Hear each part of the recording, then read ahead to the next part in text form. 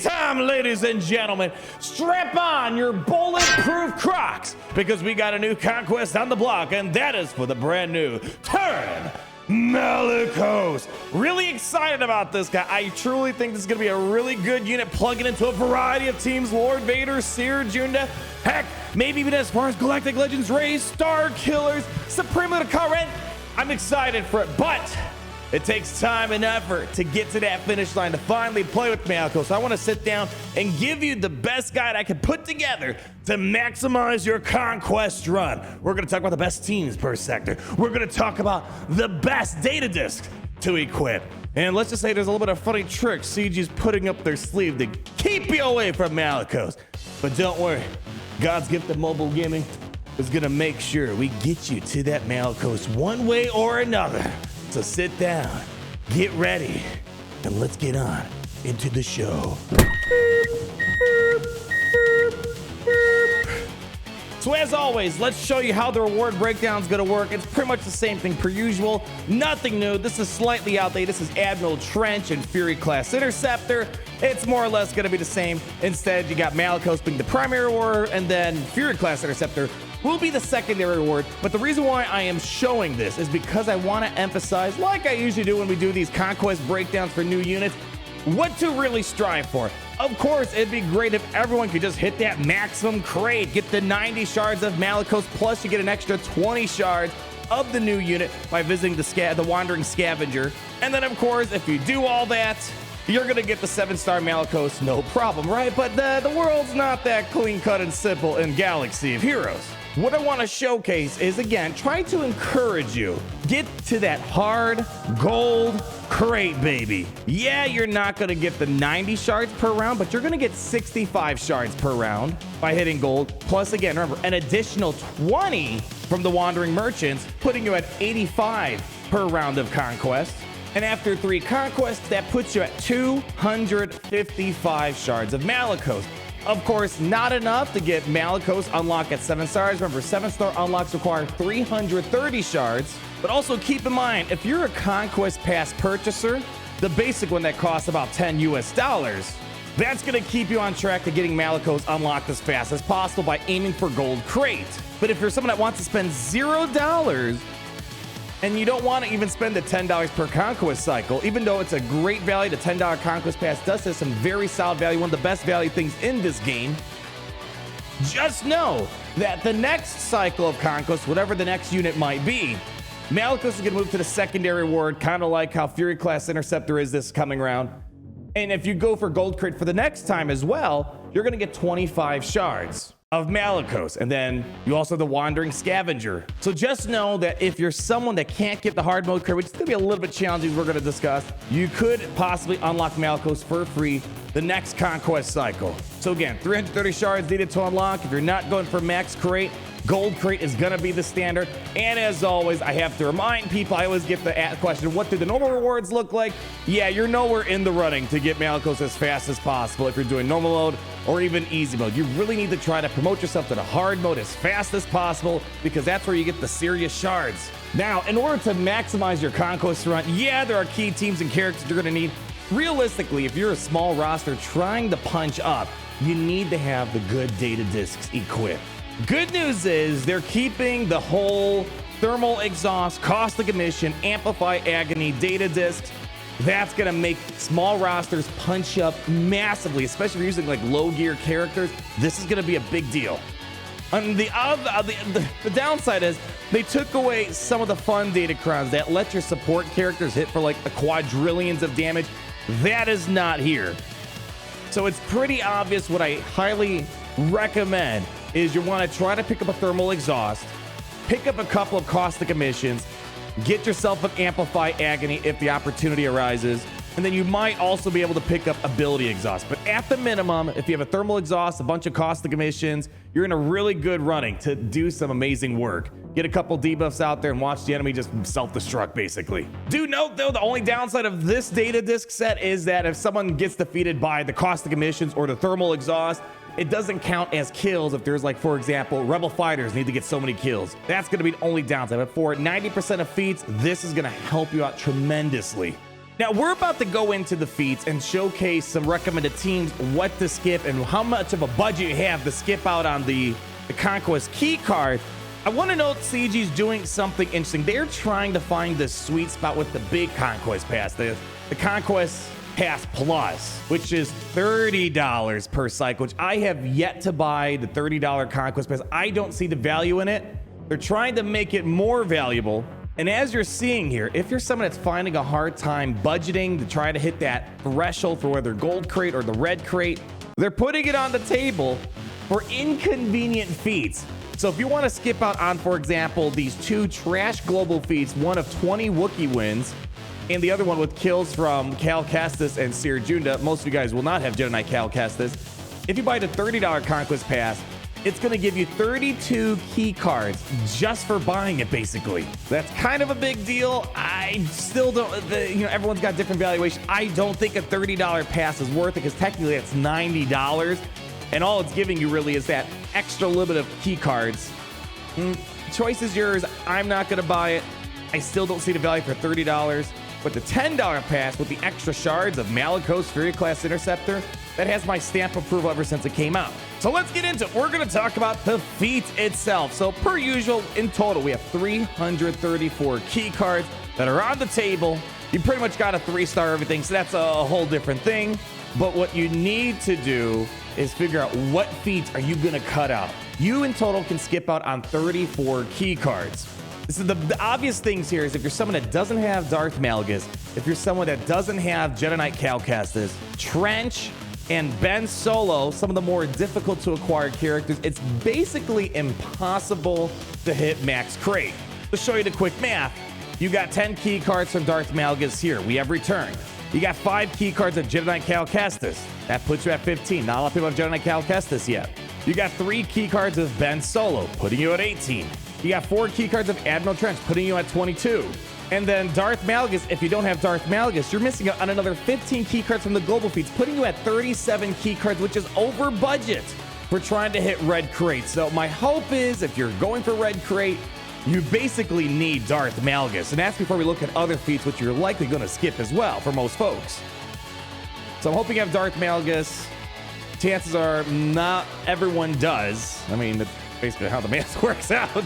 But the good news is, again, if you're shooting for gold crate, you got a bigger budget to work with.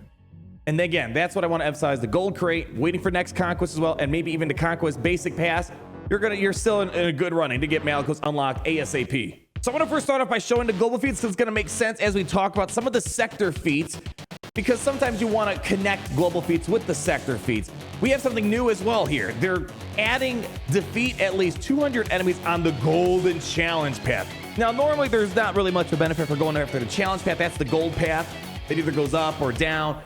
You can usually get an extra batch of data disks that you can kind of rummage through. It's not necessary, not usually worth the pain if it's a difficult thing for you, but now it's kind of needed. Not the worst thing. We'll do a little bit of the challenge path on Sector 1, and then you can always go back, and while you're farming feats, you can just beat the enemies there. So it's not the worst thing in the world, but you are going to have to engage in the challenge path to some minor degree if you've been skipping it out thus far. We already talked about Darth Malgus is incredibly important. Lots of feats in here. He's got to survive for 40 battles. Clones are getting a lot of love here. I gotta say this, although clones are cool and all, I kind of miss when the feats are kind of relevant to the character at hand. I mean, at least there's some Seer Junda unaligned force users in Cal Kestis, but a lot of stuff has just like no relation to Malicos. They used to have some theme. There's no more theme. Now it's spreadsheeting. So a lot of clone stuff. So we're gonna see a lot of, for example, Captain Rex 501st and a lot of Bad Batch recommendations. Captain Rex, the Phoenix Captain Rex, is on the menu. Luckily, very usable at low stars, but they're really containing you to a very specific Phoenix team. And they all have to survive. So likely, if you're running a low Captain Rex, you might want to do this on the lower tier in Sector 1. And then they have the pretty bad full Wookiee team, which granted, if you have Tarfo 3 stars, it's not completely unmanageable, but it's going to be kind of tricky. So that's probably going to be something if you're going to do it on Sector 1. Hey, guess what? We're getting deployable cooling systems. However, it's not a data disk. It's just a consumable, so it's only a temporary thing. Deployable cooling system was one of the first things that made Conquest amazing, and they quickly pulled it away. And then also defeating 100 enemies of Cal Kestis, Seer Junda, Jedi Knight Cal Kestis, pretty garbanzo beans. Not a lot of fun. So here are my suggestions. Nothing too out of the ordinary. You have your Darth Malgus feat, so most likely if you have Darth Malgus, you got a full Sith Empire team. If you don't have Darth Talon, throw in Sith Marauder, Sith Empire Trooper, whatever the case might be. Also, if you want to, you can throw in Darth Malgus with, for example, a Traya team or a Sith Eternal team. So other ways of using Darth Malgus, he just has to survive for that global feat. And as we said, a lot of phone clone trooper teams out there. You can also throw in the new Captain Rex in there. Likely you want to reserve Captain Rex for the Phoenix related stuff. So 501st Clone Troopers as well as Bad Batch Clone Troopers are going to be your your only two Clone Trooper teams you have. Even though this is not the best Phoenix lineup, I highly recommend normally Zeb over Ezra or Sabine. You're going to have to use this lineup because that's what the feat's requiring. Still not a bad lineup, just Ezra Bridger's not really to go to, in my opinion, for a good Phoenix team, but it's fine. If you are going to go for that Seer Junda Cal Kesting, and especially if you have low stars Seer Jundas and Cal Kestis, you can try your best, make your Jedi Master Luke call them for the assist to get the kills, but boy, is that a painful process. Likely something I would skip out on. And then the Wookiees, that's really the best Wookiee team here. A lot of guys might have Chewbacca, 3PO, and Chewie Kersanted up and running, and a low star Tarful, it just might be a little tricky. So with that in mind, let's go over the individual sector feats. Starting off with Sector 1. For the most part, the sector feats aren't too bad with a couple of exceptions of very specific things needed. In Sector 1, defeat 50 enemies with droid units. We'll showcase that in a moment. Win 14 battles with no tanks in your squad, gain defense up 40 times, attempt to inflict ability block 60 times. And then the mini-boss node, you're going to have Kylo Ren unmasked. He needs to survive. And then you have to do it without a Jedi, Sith, unaligned Force user. And then Ben Solo is going to be required for the Sector 1 boss. You either have him or you don't. Good news is his Proving Grounds is coming around, but it's the first cycle of Proving Grounds, so you might not have Ben Solo. So a couple ways to go about the droid kills. I mean, the first thing that comes to mind for most, just a full-on Separatist droid team, you're good to go. You can maybe throw in Newt Gunner to speed up the killing process a little bit, maybe pull out Droidica or something like that. If you're going to try to double dip and go for the droid and the no tank speed, a lot of ways to go about it. You could try to bring in Shorty. A lot of people are building up Shorty lately for the Leviathan. She's been needed for so much in the Conquest anyway, so at least you're going to enjoy her a little bit. Put in BB-8, put in R2-D2, and if you have BT Trip, great damage dealers in there. Whatever you do, it's very possible you could do the droid no tanks thing. You just got to make sure you have some good attackers, especially since we don't have the data discs to supercharge support characters, which kind of sucks. Yeah, you got to put something in. Before, you could just bring in a bunch of support and do massive damage. But who knows? Maybe the game's going to be bugged and you might find Zealous Ambition. The data discs were bugged last time. Maybe they'll be bugged and you'll get Zealous Ambition. If you see Zealous Ambition, that's another great opportunity, but technically it's not supposed to be on the menu this round. The defense up. The good thing is about that, you don't need to win. Just go in there, spam defense up with a variety of characters, and even if you lose, it still counts towards the feat. The fastest way there, if you don't have Jedi Master Kenobi, for example, just use Clone Wars Chewie lead.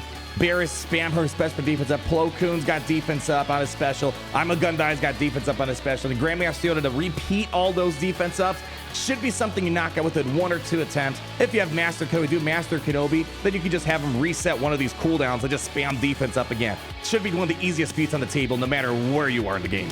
And then for the ability block, I'm going to put some Galactic Legend stuff in there. Of course, if you don't have Galactic Legend Jedi Master Luke Skywalker, just use Jedi Revan lead. But if you have Jedi Master Luke, he's got an ability block. Obi-Wan Kenobi's got an ability block. Old Ben did his. Basilisk Sean's got an ability block. And I bet you didn't know, everyone's got a relicked up Jedi Knight Guardian. But Jedi Knight Guardian technically has an AoE ability block as well.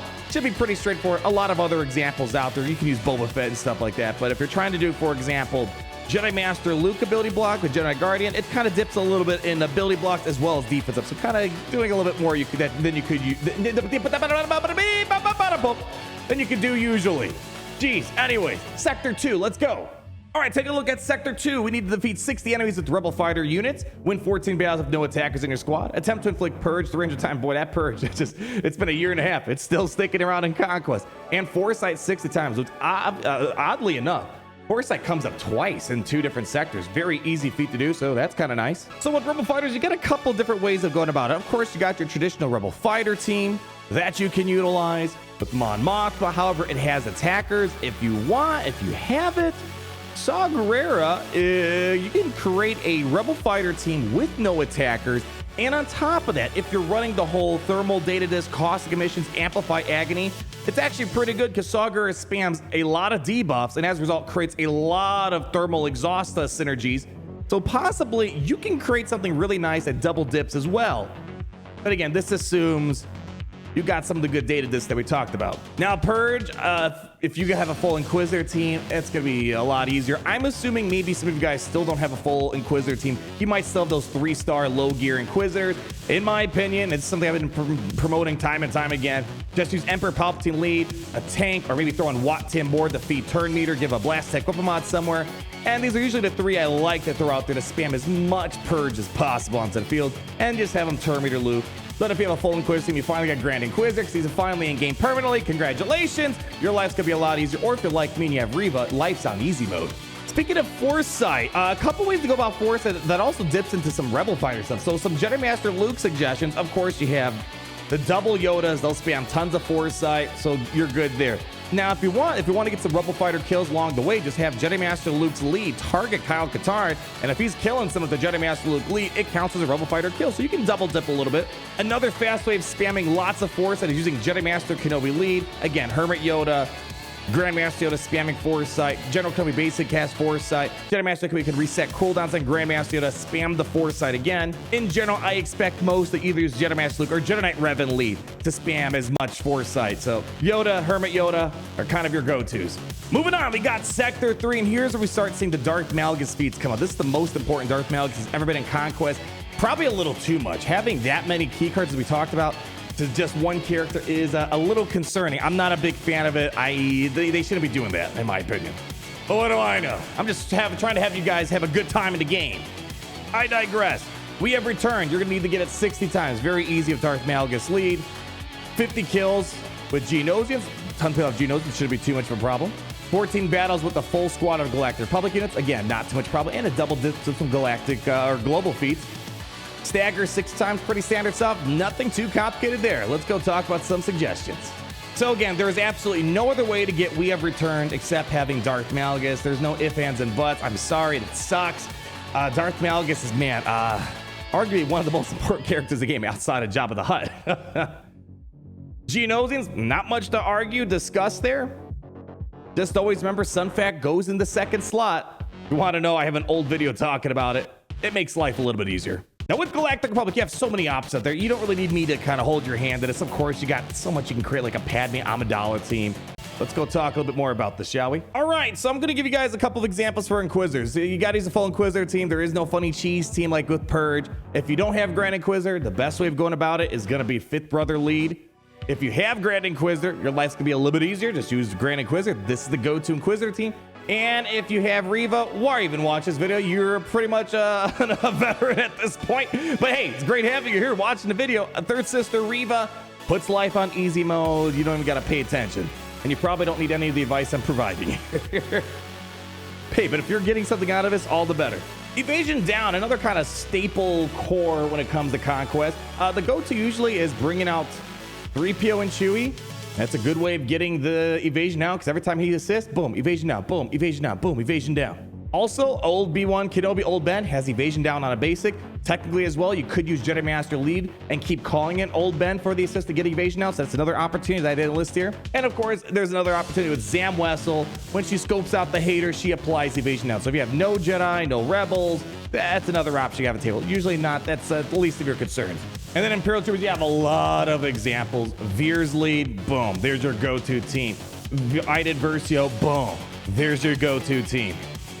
Try to find nodes. If there is going to be a Night Sister node with a Night Sister zombie, that is where I milked it out, and you might be able to knock it out in one sitting. Otherwise, if they took away the cheese, you got to do it the old-fashioned way, but at least you could watch your opponents scream in terror when your Imperial Troopers roll them over. And then Armor Shred. This is kind of a boring one. I don't like it. I kind of cheat a little bit bringing out Jedi Master Kenobi. Tano's got an Armor Shred. General Skywalker's got an Armor Shred. Captain Moody's got an Armor Shred. If you don't have these, you're kind of left off with using Moff Gideon, things like Sabine. There really isn't a lot of ways to get Armor Shred out there. You got Fennec Shand. Yeah, armor. So you don't have a ton of opportunities, but you know, you got some stuff in there. These are pretty much all the Armor Shred characters in the game. Captain Rex only applies Armor Shred inside of a 3v3 Grand Arena. Otherwise, you don't got a ton of options. So sorry about that. And then lastly, we have Sector 5. So we're going to need to defeat 50 enemies of Phoenix characters, which hopefully will tie in well with the global feats. But again, they have to survive. Here, they just have to defeat enemies, win at least 20 battles without losing any units. You can do that anywhere, anytime. That's nothing too complicated. Inflicting blind 60 times and gaining foresight again. I had a double take. I guess it's coming up twice. Foresight. So right there, you have 20 key cards just from foresight. Definitely take advantage of it. And then you got a win with 5 Sith Empire.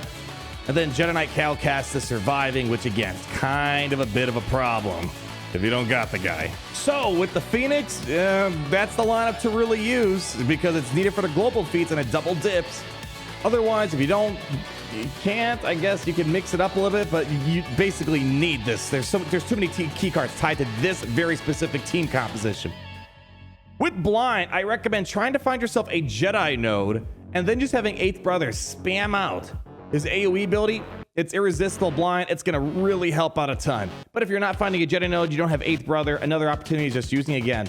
Good old Commander Luke Skywalker. 3PO and Chewie's been such an important unit for Conquest, unexpectedly for so long now. On his buff dispel, he can apply blind. Also, you can double dip a little bit. Use the Clone Trooper feat in the global section. And Omega, she can apply blind when she's on her basic if she has accuracy up. So you know what? Doesn't hurt to try that too. And then again, we got the foresight stuff. Nothing too complicated here. Grandmaster Yoda, Hermit Yoda, just have them spam the foresight. Should be easy peasy lemon squeezy. So then the question comes down to what key cards would I suggest skipping out? And this is tough. As I said, if you're someone that already doesn't have Darth Malgus or the Trench or the Jedi Knight Cal Kestis Ben Solo, you're kind of screwed. So obviously, if you have Darth Malgus and whatnot, that's good. I'm going to just make the temporary stuff, even though I know it's completely unreasonable, that you don't have to worry about those other characters that I mentioned. In terms of just the feats that kind of suck, I would probably skip out on the Cal Kestis series doing the Jedi Knight Cal Kestis. Getting 100 kills, it's not impossible. It's very tedious. The Wookiees also seems very tedious to do it 20 times. And I'm assuming, again, you're not buying the new Conquest Pass Plus offering. Most of the rest of the stuff seem very reasonable just from a sense of practicality, not in accessibility. The only other one that maybe I would suggest, maybe skip out on the Phoenix one. But again, luckily it's a global feat. You could just do it on Sector 1, hopefully. But I'm guessing a lot of people at this point probably don't have a souped up Phoenix quite yet. So that's why I'm recommending it. So it's mostly global feats I would recommend skipping if you have that luxury. Otherwise, the only other ones that you're going to skip, whether you want to or not, is the things like Darth Malgus, Ben Solo, Trench. I just want to say, it sucks, man, if you don't have Darth Malgus. Beyond that, everything else seems fairly typical. Make sure you're taking advantage of the data discs, the efficiency, double dipping with the teams that highlight the sector and global feats. And of course, I want to give a couple of bonus recommended tips and resources. It's not currently updated at the time of recording this video, but SWH for Life by Bit Dynasty is one of the most helpful things out there. It has a daily planner that you can utilize. This is outdated. This is for the Fury Class Interceptor, showing you what you should be doing on a day-to-day basis, giving you kind of that visual satisfaction, how much progress you made towards the global and sector feats. They also have their own recommended data, which this is basically what I recommend right here for this season, as well as this one right here. This one's going to really help you punch up, but if you need to get the specific kills, this is probably more of the way what you're going to want. But for most, I think you're going to want to have this right here. If you get lucky and get the right data disc. And of course, he also uploads a variety of guides on sector feats. So again, valuable resource, definitely one of the biggest resources for Conquest that goes in such long depth. So big shout to Bit Dynasty as always. And you may have noticed I use swh.gg. Sometimes if you're like, oh boy, I feel like there's someone I'm forgetting of Armor Shred. Boom, there you go. Free resource, and generally what you gotta do is click on filters, go to ability classes, and for example, I had to remind myself a little bit who had the stagger capabilities. You click on stagger, and then look at it. It shows you all of the different characters that have it. So again, it helps you if you need some extra flexibility. Like if you just, for some reason, don't have the character I recommended for blind, here's the other characters that could apply blind. Kind of a short list, though. And that's going to wrap it up for today, ladies and gentlemen, across our beloved Kyber Empire. I hope this video was helpful. Again, remember, some things are out of your control, but what's in your control is trying to maximize what your roster can obtain. Try to strive for that gold crate. Gold crate is the gold, as I guess the crate color would suggest. And for most people, that's your ticket to try to get these characters like the brand new Malicos as fast as possible for free in Star Wars Galaxy of Heroes. Leave that like, comment down below, subscribe so you're not missing a thing, and always remember, oh, it's great to be in the Empire today. The sun never sets. We dominate.